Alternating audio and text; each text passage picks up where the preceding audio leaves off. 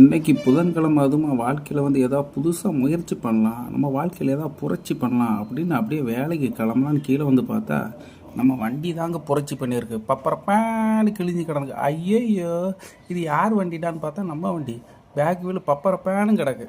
என்னடா இது, நேற்று வரை நல்லா தானே வந்துச்சு வண்டி, காலையில் பார்த்தா இப்படி கிடக்கடான்னு போயிட்டு அந்தால வீட்டில் போய் டகார்னு ஒரு டயர் எடுத்து இருக்கிற பழைய டயர்லேருந்து அந்த துருகிரெல்லாம் எடுத்து ரெடி பண்ணி, பழசாக இருந்தால் மாட்ட மாட்டேன்னு சொல்லிடுவார்ல, நமக்கு செலவாயிரம்னு செலவை கம்மி பண்ணுறதுக்கு இருக்கிற துருவெல்லாம் எடுத்து இந்த டயரை எப்படியே ரெடி பண்ணணுன்ட்டு டகார்னு போட்டு இந்த துருவெல்லாம் போடணுன்னு போட்டு ஏறி அப்படின்னு ஃபன் பண்ணிவிட்டு அப்படியே ஜாலியாக கிடந்துட்டு மாப்பிள்ளான்னு கூப்பிட்டு அவர் ஏதோ முதலமைச்சர்கிட்ட ஃபோன் பேசிட்டு கிடப்பார் போல்.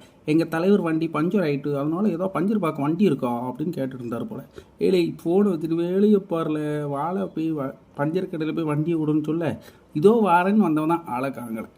நெட்ட மாப்பிள்ளையை கூட்டா நெட்ட மாப்பிள்ளை வேறு லெவலில் சென்று ஒண்டிட்டு கிடந்தார். ஓகே, அவர் பிஸியாக இருக்குன்னு பார்த்தா திரும்பியும் மொட்டை மாப்பிள்ளை ஏதோ இன்னும் வாரேன்னவர் ஆளை காணவே இல்லை. என்னடா இது, வெறித்தனமாக வேலை பார்த்துட்டு கிடக்கும், கொஞ்சம் கழித்து போகலை அப்படின்னு வரவே இல்லை. நமக்கு வண்டி பஞ்சர் ஆன மாதிரி இந்த ஃப்ரிட்ஜும் பஞ்சர் ஆகி போச்சு, கூலிங் ஏறவும் இல்லை, ஐஸ் எல்லாம் தண்ணி மாதிரி ஆகி போச்சு. என்னத்தை செய்கிறது, இன்றைக்கி நேரம் சரியில்லை.